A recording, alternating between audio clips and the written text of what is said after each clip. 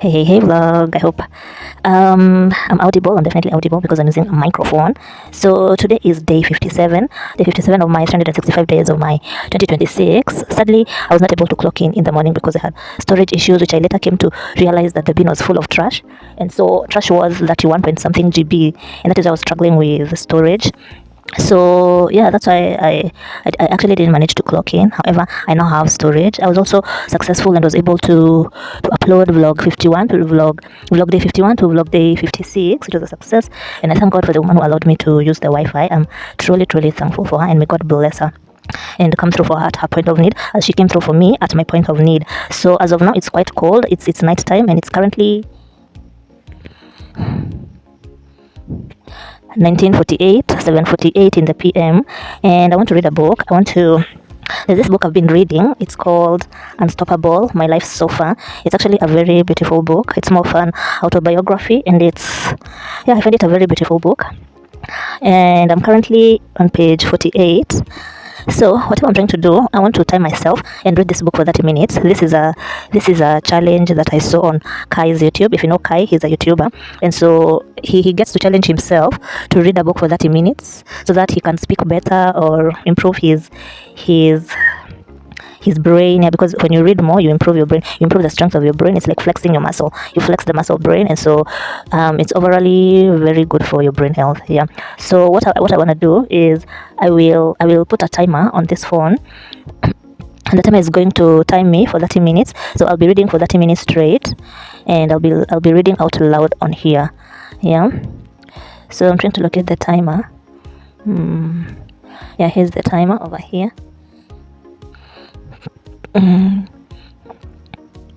For 0 hours 30 minutes 0 seconds. Yeah, so I think it's going to be a very good to end the vlog today, as I haven't vlogged much today. You know, the thing with vlogging, when you stop vlogging, it's like the momentum goes down. So yeah, I want to not stop vlogging. So this is a vlog that I'm going to set out for day 57, although I would have vlogged more, but the storage issue and me not being keen enough came in. However, I hope you've had a beautiful day 47. You've had the sun came out today. It was quite warm. However, during the evening it's gotten a bit cold. The lime trees got to bask a bit. I went to the cyber, as I mentioned before, and today hasn't been badly off. Yeah, so I'll open the page. So the book is called Unstoppable, My Life So Far by Maria Sharapova. It's a very beautiful read.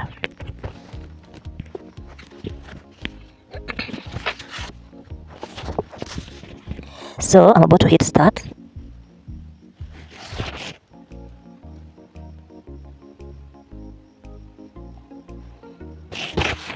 We started.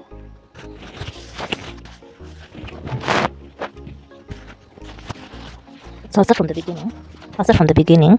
If you want to beat me, you're going to have to work for every point in every game. I will not give you anything. Some people, especially the sort that grew up in country clubs or manicured lawns, are not used to a girl who just keeps coming. Of course, this is what Yudkin was talking about. That unnameable thing, that doggedness that is so Russian. My dad tells a few stories of key moments that he realized I was a tough player. There was one time when I was 6 years old, before we left for America. I woke up with a bump on my eye, like a pimple on the cornea. At first, okay, no big deal, but it started to grow. One day, I woke and it was killing me. Wow, the pain. Yuri took me to the hospital. They called for a special doctor, an eye surgeon, a woman. She looked me over, then came back and said, we have to cut away that bump immediately, right now. Okay, said Yuri, do it. But it's near the eyeball, which means we can't give anesthesia. She said, I want to be able to make the eye numb. Your daughter will feel every cut. Okay. Just do it. She took me into a room, and somehow I got through it. 20 minutes later, we went back to see Yuri. The doctor was wet and speechless. Yuri was scared. He said, my God, what's happened? Don't worry, said the doctor. Everything is fine. I did a good job. No problem. No big deal. But something does bother me. Masha did not cry. That's not normal. That's not good. You've got to cry. Yuri said, what can we do? The doctor said, I don't know, but it's not normal. She's supposed to be crying. Okay, said Yuri. We can't change her. She wants to cry. She will cry. She doesn't want to cry. You cannot push her to cry. We took the bus back home, and I didn't say a word. When we got into the house and my mother embraced me, that's when I cried. Oh my God, did I cry? Another time, we were running for a bus, late for a practice, and I fell hard, very hard. The toenail on my pinky ripped off completely. I was bleeding all over the place. Holy shit, said Yuri. We need to get back home. I said, it's okay, Pop, we've got to practice. Meanwhile, my game was developing. It came from repetition, hitting the ball again and again. I was getting stronger. My shots were becoming harder and faster. From the start, my game was all about hitting that ball low and flat to put the other girls back on their heels. I was playing in tournaments and was quickly ranked number 5 in Florida for age 10 and under. I was developing the persona that would become such an important part of my game. I was grunting when I hit the ball. Even then, I tried to set myself apart. No emotion, no fear. Like ice, I was not friends with the other girls because they would make me softer, easier to beat. They could have been the nicest girls in the world and I wouldn't even have known it. I chose not to know it. I figured we could be friends later, after I retired and they retired, when we were all older and content. But not now, not yet. My biggest edge is that persona. Why would I give it up? Before I even go out onto the court, some of the other players are intimidated. I can feel it. They know that I'm strong. I have no interest in making friends on my battlefield. If we are friends, I give you a weapon. If we are friends, I give up a weapon. My former coach, Thomas Hardstead, told me that his advice to players going against me was this: don't look Marie in the eyes before, during, or after the match. When I asked Nick about my early days, he said, well, there was your game, then there was your game. That's what people don't understand about tennis. You do not have to be the best player in the world to win. You only have to be better on that day than the person across from you. And that's something you understood from the start. You scared the shit out of the other girls, he added. Especially Jelena and Tatiana. You intimidated them. I don't know whether you did it deliberately, but you had an air about you. This is a business and you are in my way. And then just like that, I was kicked out of the academy. For Yuri, it was like being exiled from Eden or slapped awake in the middle of a beautiful dream. I'd only been there for a few months, but I'd been improving, advancing, moving up the ranks. Why did they boot me? What reason could possibly be given?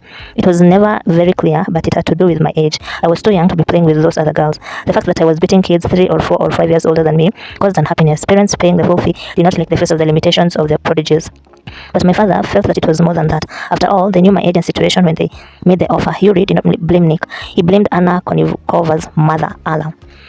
Tennis is a sport populated by fierce parents.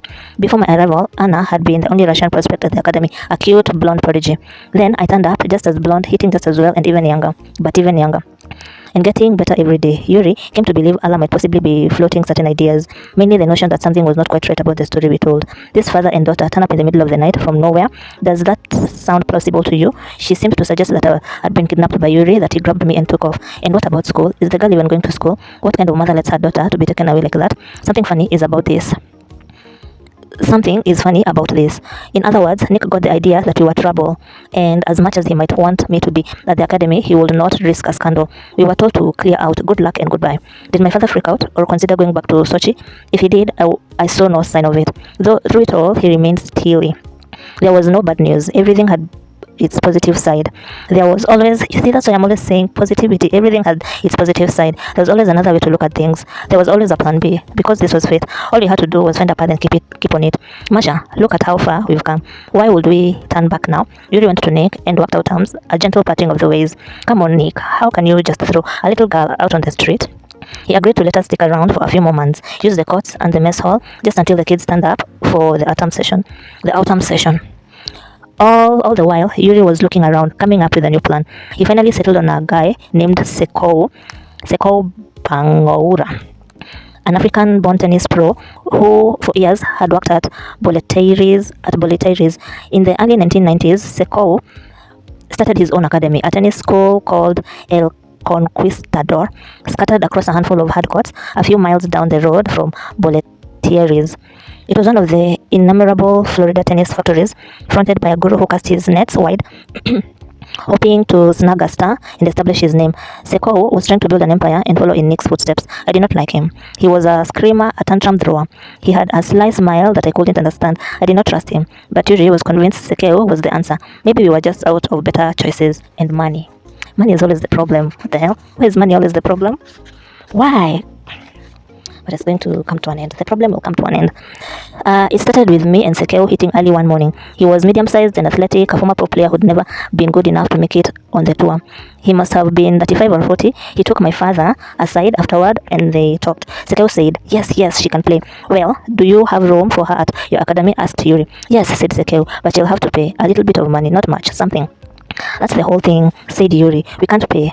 It has to be a scholarship. Sekeu thought a moment, then said, in that case, I need to see her play in a tournament. There is hitting on a practice court, he explained, and then there's playing when it counts. You can't really know about someone till you've seen them compete. Some players who look great in practice fold up as soon as something goes wrong.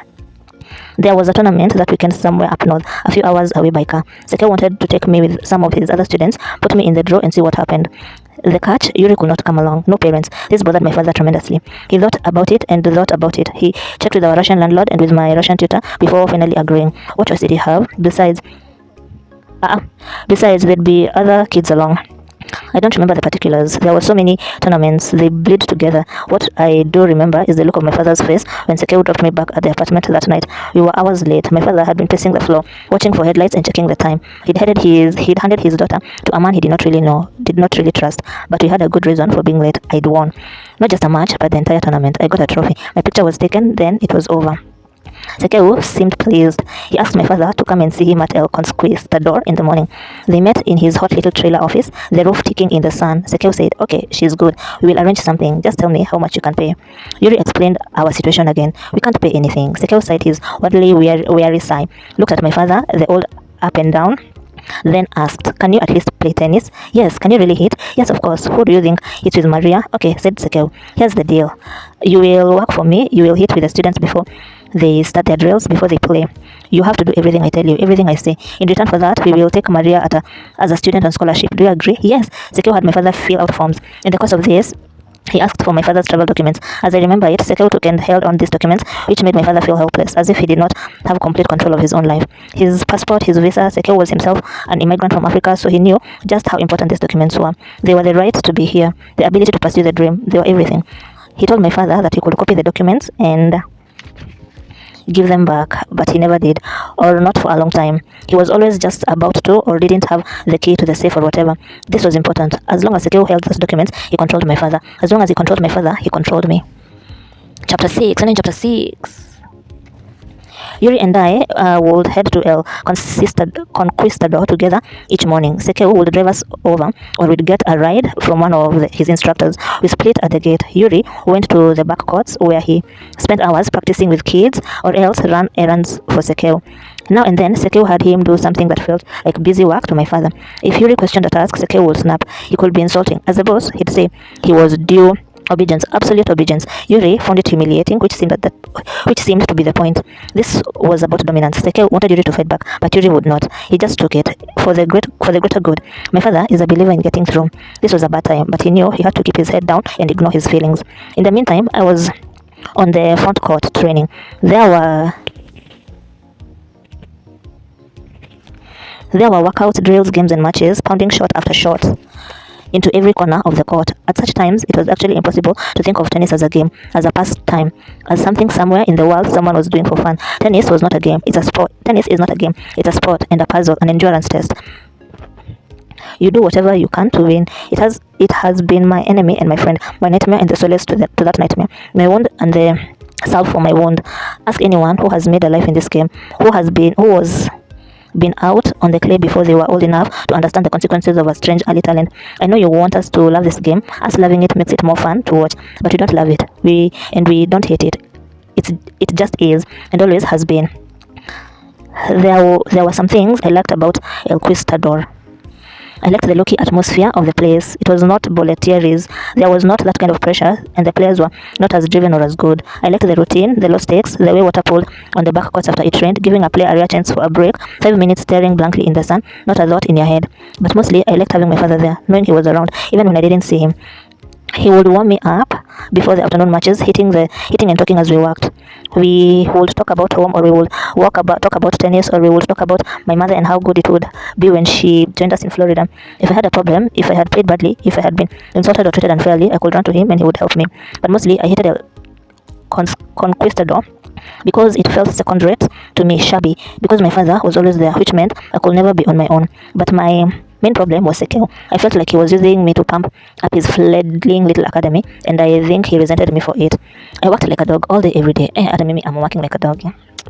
hitting and running and getting screamed at. And he was cheap. If we stopped for a snack on the way home from the tournament, he'd bill my father for the chicken nuggets and the Sprite. But I was getting better, more and more confident in my game. I was learning new strategies and new techniques, and never forgetting that the purpose of each new weapon was not to win tournaments or be ranked in the top hundreds or make money. It was simply to beat them all. This is when I really started to work on my serve with my father. I feel like I'd have two different serves in my career. You can date me by them, serve 1 and serve 2, which for an athlete almost always means before and after the injury that changed everything, that turned what had been instinctual and childlike and natural into something adult and learned and difficult. I had a real whip to my serve. My arm went all the way back, nearly touching my spine before I came forward. No one had seen a shoulder so loose, so flexible. People said I was double jointed. It turned my shoulder into a slingshot and gave me power, but it was an unnatural motion that put stress on my shoulder, the sort of stress experienced by a pitcher.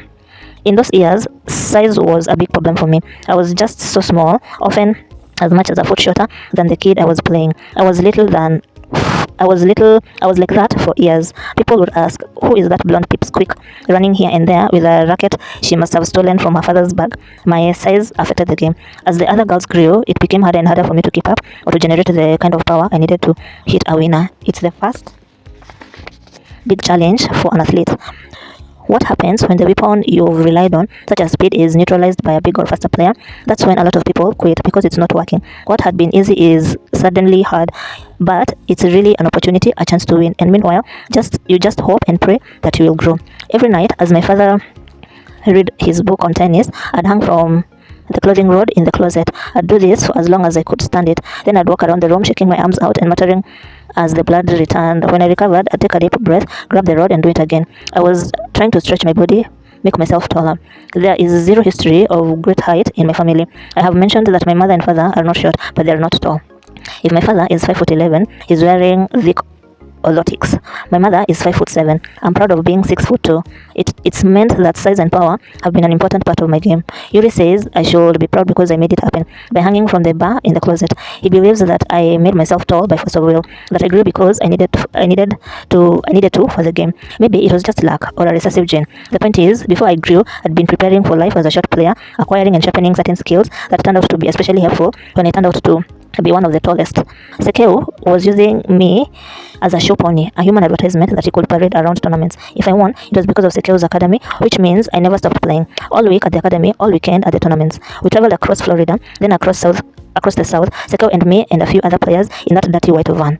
In this way, I actually made some friends. I hung out with the kids. Yuri hung out with the fathers. He became especially close to a man called Bob Kane, who knew Yuri as a pro because his son Steve took lessons at El Conquistador.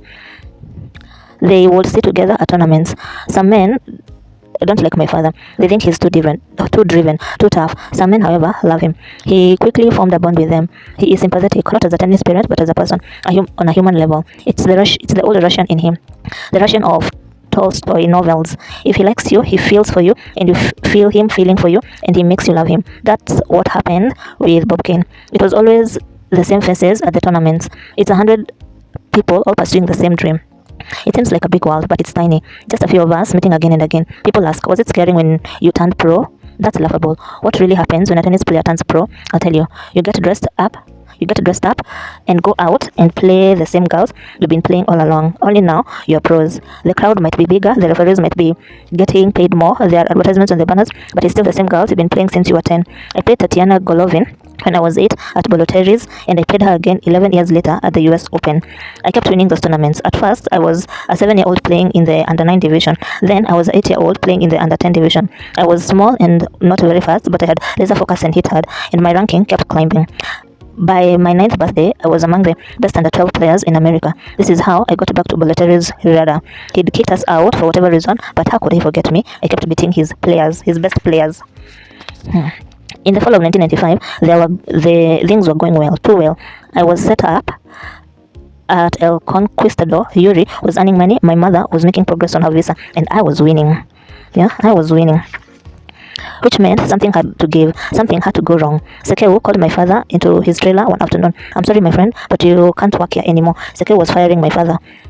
why Sekeu told Yuri that his presence at El Conquistador was disruptive, because in addition to being my father, Yuri was supposed to be a tennis pro, and the other girls were jealous that my father was one of the instructors. Yuri spent more time with me, showed more concern. Girls had complained to their parents, and the parents had complained to Sekeu. That's what Sekeu told Yuri anyway. He gave my father a second reason for the firing, and I think it was closer to the truth. With Yuri around, Sekeu said it was hard to control me. Well, that's not the word Sekeu used. The 30 minutes are over. They're over. Okay. So I'll just finish this page, and then we can continue from there tomorrow. So, with Yuri around, Sekeu said it was hard to control me. Well, that's not the word Sekeu used. The word Sekeu used was coach, as my father's presence constantly undermined Sekeu's authority. When Sekeu went to me, I went to Yuri. Even if I did not mean to undercut him, Sekeu said I did. Even if I did not say anything, he would see it in my eyes. As long as Yuri was around, I'd belong more to him than to Sekeu. Looking back, it seems obvious this was about power. I had demonstrated my worth as a player. I had won tournaments. I had climbed the rankings. It was clear to anyone who had spent time around the junior team that before too long, I would turn pro. So, that's the end of this page. So tomorrow we'll continue with this page. Yeah, and this is a very good read. It's about a tennis player who was very passionate about the game, and you'll get to hear more because I haven't read all these books, so you'll get to discover more as time goes by. I'll be reading this every day until it's over. Yeah. So if you like listening to me, stay tuned. Yeah. So this is me clocking off at 20:24, 8:24 in the PM. However, if I get to vlog more, we'll see how that goes. So please allow me to love you and leave you until tomorrow, where we'll meet back here when I'm clocking. No, I'll be in the corner. I'll clock in the corner. Anyway, we'll see how that goes. I hope your day 57 has been well. Mine has been well, quite successful today, thank the Lord, and I pray for more successful days ahead. Yeah. So yeah, I wish you a very good night, a warm good night until day 57, and I'll meet you back here. Also, please don't forget to subscribe, like, and comment. I'll highly appreciate. Yeah. So yeah, see you then. Be blessed.